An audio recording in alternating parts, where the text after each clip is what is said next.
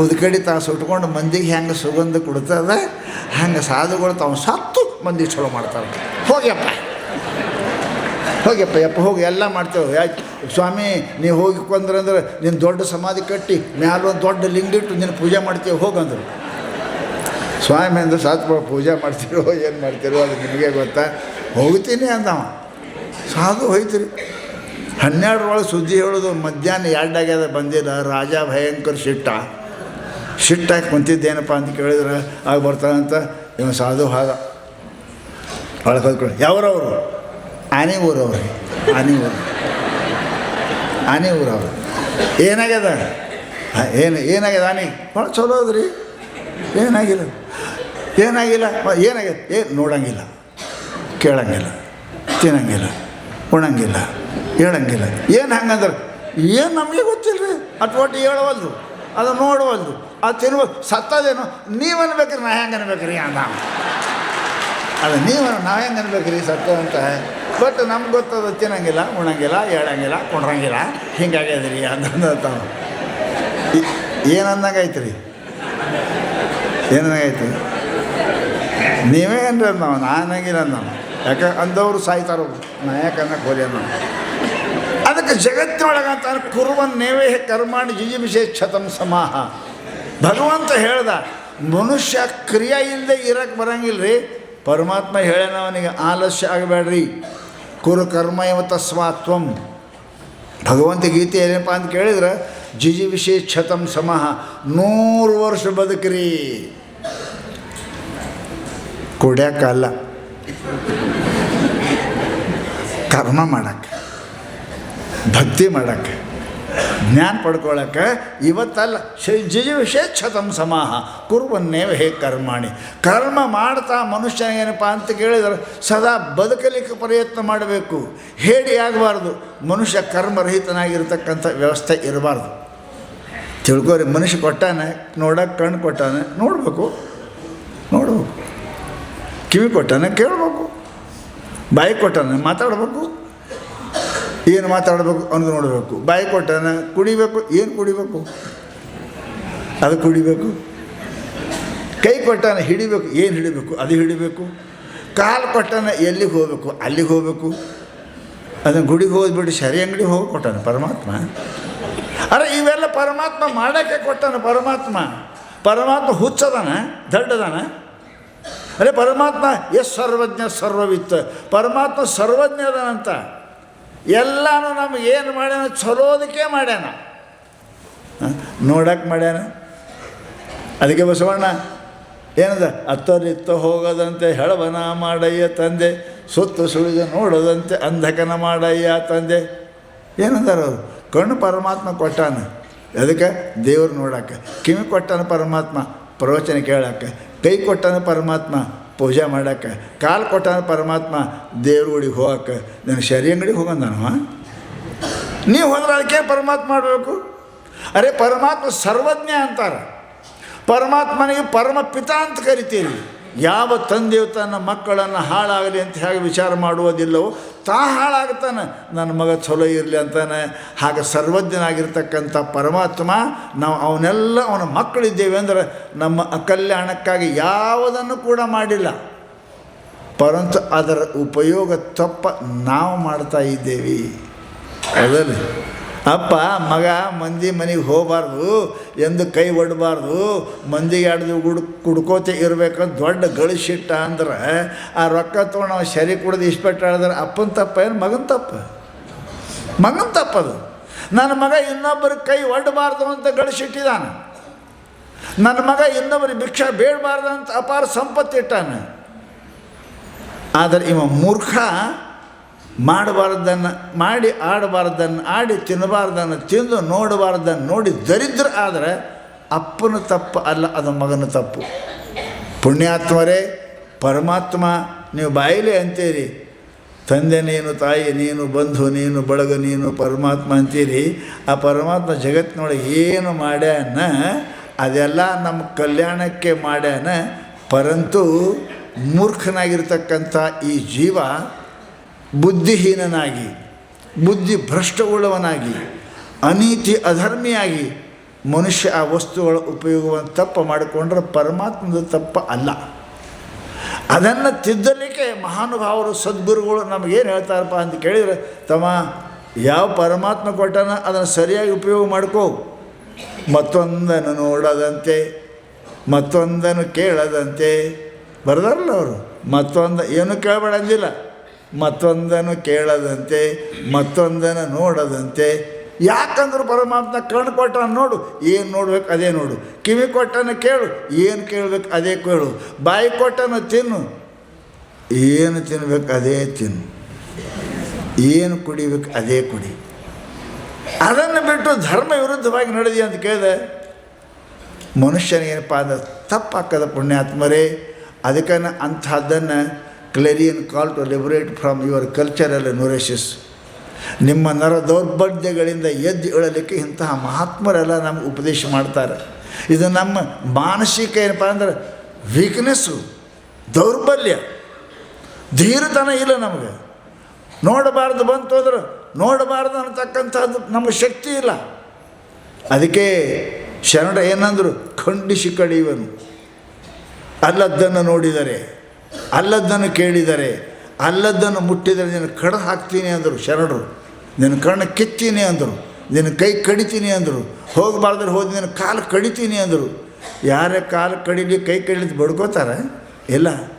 ಆದರೆ ಅಲ್ಲದ್ದನ್ನು ಹಿಡಿಯಬಾರ್ದು, ಅಲ್ಲದ ಜಾಗದಾಗ ಹೋಗಬಾರ್ದು, ಬೇಡಾದದ್ದನ್ನು ನೋಡಬಾರ್ದು, ಬೇಡಾದನ್ನು ಕೇಳಬಾರ್ದು ಶಾಸ್ತ್ರ ಹೇಳ್ತದೆ ರೀ.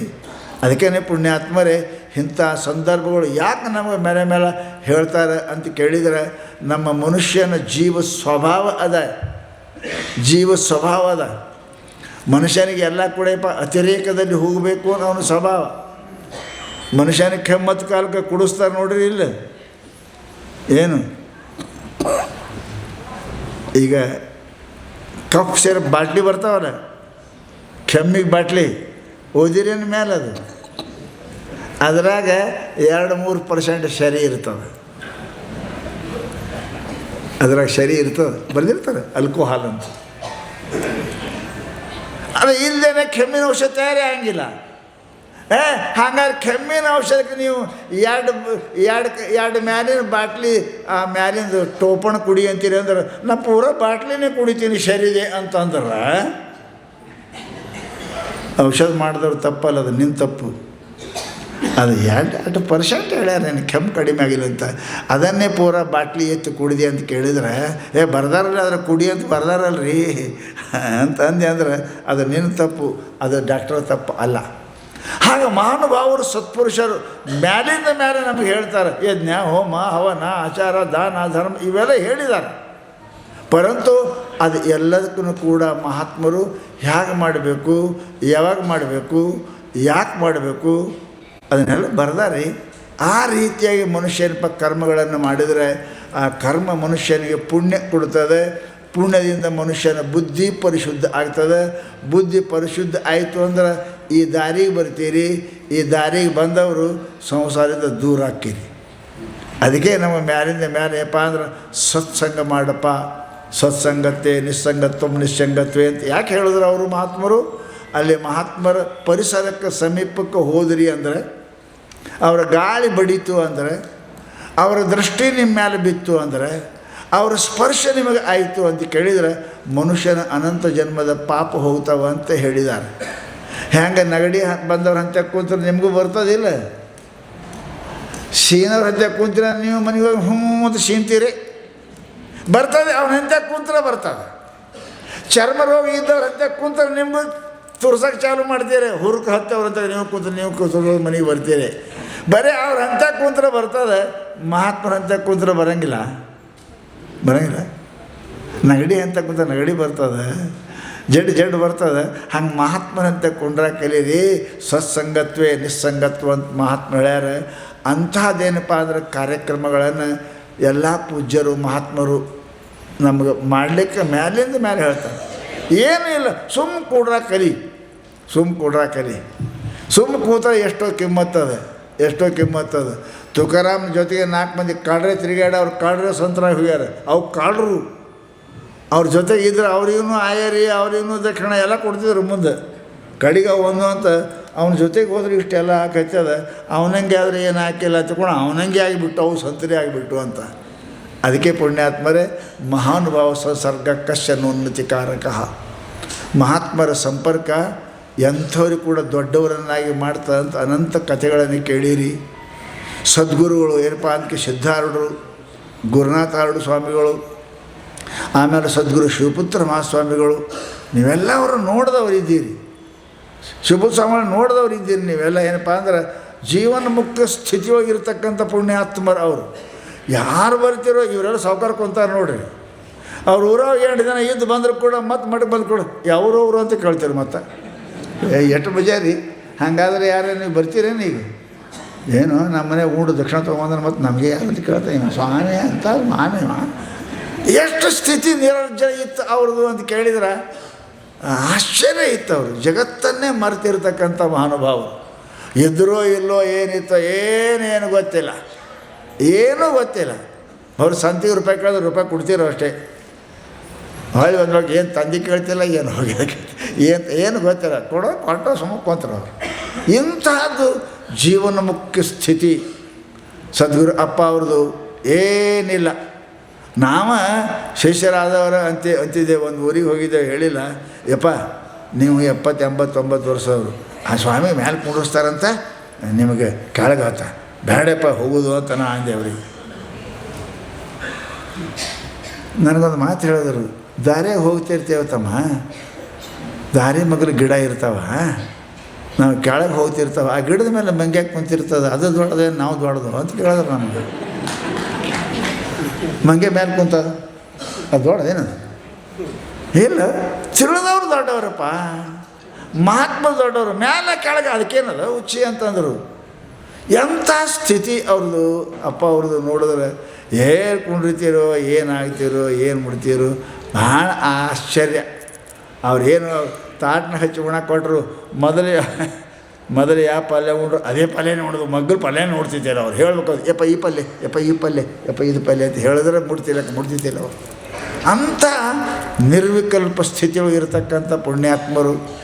ಅಂಥ ಸದ್ಗುರು ಸಿದ್ಧಾರೂಢ ಮಹಾಸ್ವಾಮಿಗಳಿಗೆ ಸಂಪೂರ್ಣ ಕೃಪೆಗೆ ಪಾತ್ರರಾಗಿರ್ತಕ್ಕಂಥವ್ರು ಗುರುನಾಥಾರೂಢ ಸ್ವಾಮಿಗಳು, ಆಮೇಲೆ ಶಿವಪುತ್ರ ಸ್ವಾಮಿಗಳು.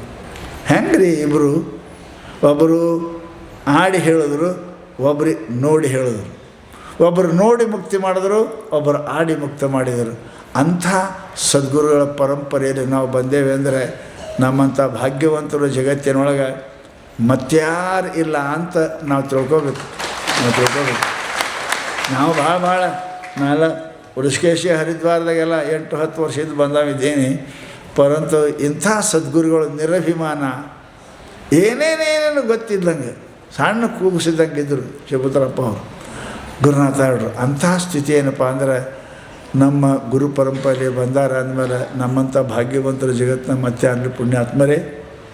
ಅದಕ್ಕೆ ನಾವು ಯಾವಾಗಲೂ ಒಮ್ಮ ನಂಬಿದೇವಿ ಅಂದರೆ ಆ ನಂಬಿಕೆ ಕೆಡಬಾರ್ದು, ಹೌದಲ್ರಿ? ಯಾರೋ ಪಂಡ್ರಪುರಕ್ಕೆ ಮಂದಿ ಯಾತ್ರಕ್ಕೆ ಹೋದವ್ರಿಗೆ ಕೇಳ್ತೀರಂತ, ತಮ್ಮ ಬಂದೇನ ತಂಬಿಗೆ ತಂದಿ ಏನಂತ ಕೇಳ್ತೀರಂತ. ಅವ್ರು ಸ್ವಾಮಿ ಇದ್ರಂತಲ್ಲಿ ಬಂದವ್ರಿಗೆಲ್ಲ ತಂಬಿಗೆ ತಂದಿ ಏನಂತಮ್ಮ, ಹಿಂದಕ್ಕೆ ನಳ ಇಲ್ಲ ತಂಬಿ ತೊಗೊಂಡೇ ಹೋಗ್ತೀರಿ, ಜಾಕ ಮಾಡೋಕ್ಕೆ ಹೊರಗೆ ಹೋಗಕ್ಕೆ ಹೋಗ್ತಿರು. ಅದು ಬಂದ ಎಲ್ಲರಿಗೆ ಬಂದವ್ರಿಗೆ ತಂಬಿಗೆ ಪಂಡ್ರಪುರಕ್ಕೆ ಬಂದು ತಂಬಿಗೆ ತಂದಿ ಅಂತಮ್ಮ ಅದು. ಹ್ಞೂ ತಂದಿದೆ ಅಂತ ಎಲ್ಲರೂ ಕೇಳೋರು. ಬಂದವ ನಿಮ್ಮಂತವ ಯಪ್ಪ ಮೇಲೆ ತಂಬಿಗೆ ಅಂತ ಯಾಕೆ ಕೇಳ್ತೀರಿ? ತಂಬಿಗಿಲ್ಲ ಯಾರು ಪ್ರವಾಸಿಗೆ ಬಂದು ನೀವು ತಂಬಿಗೆ ಅಂತ ಯಾಕೆ ಹೇಳ್ತೀವಿ? ತಂಬಿಗೆ ಅಂದ್ರೆ ನಂಬಿಗೆ ಇಲ್ದವರು ಈ ಪಂಡ್ರಪುರಕ್ಕೆ ಬಂದು ಏನು ತೊಗೊಂಡು ಹೋಗೋರು ಮಳ್ಳ. ತಂಬಿಗೆ ಅಲ್ಲ, ನಂಬಿಗೆ ತೊಗೊಂಡು ಬರಬೇಕು ದೇವ್ರ ಹಂತಕ್ಕೆ, ಗುರುಗಳ ಹಂತಕ್ಕೆ. ಅವನಿಗೆ ಪುಣ್ಯ ಸಿಗ್ತದೆ, ಜ್ಞಾನ ಸಿಗ್ತದೆ, ಇಲ್ದವ್ರು ಶೇಂಗಿಲ್ಲ ಅಂತ ಹೇಳ್ತೀರಂತೆ. ಹಾಗೆ ನಮ್ಮ ಸಿದ್ಧಾರೂಢ ಭಕ್ತರೇನಪ್ಪ ಅಂದ್ರೆ ಅಂಥ ತಂಬಿಗೆ ಇದ್ದವರಿದ್ದೀರಿ. ಯಾರು ನಂಬ್ಯಾರ ಸಿದ್ಧಾರೂಢರಿಗೆ, ಗುರುನಾಥಾರೂಢರಿಗೆ, ಶಿವಪುತ್ರಪ್ಪ ಅವರಿಗೆ, ಅಭಿನವ ಶಿವಪುತ್ರ ಸ್ವಾಮಿಗಳಿಗೆ ಯಾರು ನಂಬ್ಯಾರ ಏನಪ್ಪ ಅಂತ ಕೇಳಿದ್ರೆ ಆ ನಂಬಿಕೆ ಎಂದು ಅಳಿಗಾಡ್ತಕ್ಕಂಥದ್ದಲ್ಲ, ಅಳಿಗಾಡಬಾರ್ದು, ಹೌದಲ್ರಿ? ಬಾಟಿ ಕಟ್ಟಕ್ಕೆ ದನದ ಬಾಟಿ ಕಟ್ತೀರಿಲ್ಲ, ಗೂಟ ನಡೆಸಿ ದನ ಹೆಂಗೆ ಕಟ್ತೀರಿ? ನಡೆಸ್ತಾರೆ, 2 ಗುತ್ತಾರೆ, ಹಿಂಗೆ ಮಾಡ್ತಾನೆ. ಅಳಿಗಾಡ್ತಾನೆ ಮತ್ತೆ 2 ಗುತ್ತಾರೆ. ಹೌದಿಲ್ಲ? ಅಳಿಗ್ಯಾಡಿಲ್ಲ ಅಂದ್ರೆ ದನ ಕಟ್ತಾರೆ, ಅಳಿಗ್ಯಾಡು ಗೂಟಕ್ಕೆ ಕಟ್ಟಿದ್ರೆ ದನನೂ ಹೋಯ್ತು, ಗೂಟ ಹೋಯ್ತು, ಆ ಕಡೆ ಅಡ್ಡು ಹಾದು. ಹಂಗೆ ನೀವು ಮಠಕ್ಕೆ ಬಂದೀರಿ ಅಂದ್ರೆ ಸ್ವಲ್ಪ ಗೂಟು ಗಟ್ಟಿ ಅದಾವಿಲ್ಲ ನಿಮ್ಮ ಗೂಟು ಗಟ್ಟಿದ್ರೆ ಸದ್ಗುರುನಾಥ್ ಸಿಗ್ತಾನೆ. ಅದು ಇಲ್ಲ ಅಂತಂದ್ರೆ ನೀವು ಆ ಕಡೆ, ಗೂಟು ಆ ಕಡೆ, ಏನೂ ಸಿಗೋದಿಲ್ಲ. ಪುಣ್ಯಾತ್ಮರೇ, ಅಂಥ ಶ್ರದ್ಧೆ ಸದ್ಗುರುವಿನಲ್ಲಿ ಇರಬೇಕು. ಅತ್ಯಂತ ಏನಪ್ಪ ಅಂತಂದ್ರೆ ಸದ್ಗುರುನಾಥ ಸಾಕ್ಷಾತ್ ಪರಮಾತ್ಮ ಸದ್ಗುರು ಸಿದ್ಧಾರೂಢ ಸ್ವಾಮಿಗಳು. ಬಹುಶಃ ನಾನು ತಿರುಗಾಡ್ತೀನಿ, ಮಹಾರಾಷ್ಟ್ರದ 38 ಮಠ ಆದವು. ಸಿದ್ಧಾರೂಢ ಮಠಗಳು 38 ಮಠ ಆದವು, ಒಂದಲ್ಲ ಎರಡಲ್ಲ. ಅನಂತ ಅಪಾರ ಭಕ್ತ ಜನ ಸಿದ್ಧಾರೂಢದೇನಪ್ಪ ಅಂದ್ರೆ ಮಹಾರಾಷ್ಟ್ರದೊಳಗೆ, ಬಂಗಾಳ ದೇಶದೊಳಗೆ, ಗುಜರಾತ್ದೊಳಗೆ ಮಠ ಆದವ. ಈ ದೇಶದ 14 ಭಾಷೆಗಳನ್ನು ಮಾತನಾಡ್ತಕ್ಕಂಥವ್ರು ಸದ್ಗುರು ಸಿದ್ಧಾರೂಢ ಸ್ವಾಮಿಗಳು. 14 ಭಾಷೆ ಮಾತಾಡ್ತಿದ್ರು ಸಿದ್ಧಾರೂಢ ಸ್ವಾಮಿಗಳು. ಆಮೇಲೆ 31 ದೇಶದ ರಾಜರು ಅವ್ರ ಶಿಷ್ಯರು. ಸಾಹುಕಾರ ಅಲ್ಲ, ಧನ್ಯರಲ್ಲ, ದೇಸಾಯ ಅಲ್ಲ, ರಾಜರು. 31 ದೇಶದ ರಾಜರು ಅವ್ರ ಶಿಷ್ಯರು. ಅಂಥ ಸದ್ಗುರು ಪರಂಪರೆಯಲ್ಲಿ ನಾವೆಲ್ಲ ಬಂದೇವಿ. ಶಿವಪುತ್ರಪ್ಪ ಅವರು, ಆಮೇಲೆ ಅಭಿನವ ಶಿವಪುತ್ರ ಸ್ವಾಮಿಗಳು, ಆಮೇಲೆ ಅಭಿನವ ಸಿದ್ಧಾರೂಢ ಸ್ವಾಮಿಗಳು. ಎಲ್ಲ ಪೂಜ್ಯರು ಏನಪ್ಪ ಅಂತಂದ್ರೆ ನಮ್ಮ ಬಾಯಿ ಒಳಗೆ ಸದ್ಗುರು ಕೀರ್ತಿ ಒಂದೇ ಇರಬೇಕೆ ವಿನಃ ಮತ್ತೊಂದು ಇರಬಾರ್ದು. ನಾವೇನು ಮಾತಾಡ್ತೇವೆ ಸಿದ್ಧಾರೂಢ ಮಹಾರಾಜ್ಗೆ ಜಯ ಏನೋ ಒಬ್ಬ ಸಿಕ್ಕರು ಸಾಕು, ನಾವು ಪ್ರವಚನ ಮಾಡೋದು ಲಾಭ ಆಯ್ತು ಅಂತ ನಾವು ತಿಳ್ಕೊಬೇಕೆ ವಿನಃ ಮತ್ತೊಂದು ಏನಿಲ್ಲ. ಅಂಥ ಶ್ರದ್ಧಾ ಭಕ್ತಿಯಿಂದ ಕೂಡಿಕೊಂಡಿರ್ತಕ್ಕಂಥ ಪರಂಪರೆ ನಮ್ಮದು. ಪುಣ್ಯಾತ್ಮರೇ, ಸಾಕ್ಷಾತ್ ಏನಪ್ಪ ಸದ್ಗುರು ಕೃಪೆಗೆ ಪಾತ್ರ ಶಿವಪುತ್ರ ಸ್ವಾಮಿಗಳು, ಅತ್ಯಂತ ನಮಗೆ ಪ್ರಿಯರಾಗಿರ್ತಕ್ಕಂಥ ಅಭಿನವ ಶಿವಪುತ್ರ ಸ್ವಾಮಿಗಳು, ಅತ್ಯಂತ ಏನಪ್ಪ ವಿದ್ವಾಂಸರಾಗಿರ್ತಕ್ಕಂಥ ಅಭಿನವ ಸಿದ್ಧಾರೂಢ ಸ್ವಾಮಿಗಳು. ಎಲ್ಲ ಪೂಜ್ಯರು ಏನಪ್ಪ ಅಂದ್ರೆ ಸದ್ಗುರು ಸಿದ್ಧಾರೂಢ ಸ್ವಾಮಿಗಳ ಕೀರ್ತಿ ಪತಾಕೆಯನ್ನು, ಅವರ ತತ್ವವನ್ನು, ಅವರ ಸಿದ್ಧಾಂತವನ್ನು, ಅವರೇನಪ್ಪ ಅಂದ್ರೆ ವೈರಾಗ್ಯವನ್ನು ನಾವು ಅದನ್ನು ಮುಂದೆ ನಡೆಸಬೇಕು. ಇಷ್ಟೇ. ನಾವು ಹಾಳಾಗಲಿಕ್ಕೆ ಸಿದ್ಧಾರೂಢ ಹೆಸರಿಗೆ ಬಟ್ಟ ಬರಲಾದಂಗೆ ನಡ್ಕೋಬೇಕು. ನಮ್ಮ ಜೀವನ ಅದೇ. ಇವರು ಸಿದ್ಧಾರೂಢ ಸಂಪ್ರದಾಯದವರು ಹಿಂಗದಾರಂತ ಯಾರ ಕೈ ಎತ್ತಿ ನಮಗೆ ಅಂದಿರಬಾರ್ದು. ಹಾಗೆ ನಾವೆಲ್ಲರೂ ಕೂಡ ಕಲಿತು ಸದ್ಗುರು ಸಿದ್ಧಾರೂಢರ ಪತಾಕೆಯನ್ನು, ಅವರ ವೇದಾಂತವನ್ನು, ಅವರ ವೈರಾಗ್ಯವನ್ನು, ಅವರೇನಪ್ಪ ಅಂತ ಪ್ರೇಮವನ್ನು ನಾವು ಜಗತ್ತಿನಲ್ಲಿ ಹರಡಲಿಕ್ಕೆ ಪ್ರಯತ್ನ ಮಾಡೋಣ. ಅಂಥ ಶಕ್ತಿ ಏನಪ್ಪ ಅಂದರೆ ಸದ್ಗುರು ಸಿದ್ಧಾರೂಢ ಸ್ವಾಮಿಗಳು, ಗುರುನಾಥಾರೂಢ ಸ್ವಾಮಿಗಳು, ಶಿವಪುತ್ರಪ್ಪ ಅವರು, ಅಭಿನವ ಶಿವಪುತ್ರಪ್ಪ ಅವರು ಎಲ್ಲರೂ ನಮ್ಮೆಲ್ಲರಿಗೆ ಆಶೀರ್ವಾದ ಮಾಡಲಿ ಅಂತ ಅವರ ಚರಣದಲ್ಲಿ ಪ್ರಾರ್ಥಿಸಿ 2 ಮಾತು ಮುಗಿಸ್ತಾ ಇದ್ದೀನಿ. ನಮ್ಮೆಲ್ಲರಿಗೂ ಆಶೀರ್ವಚನ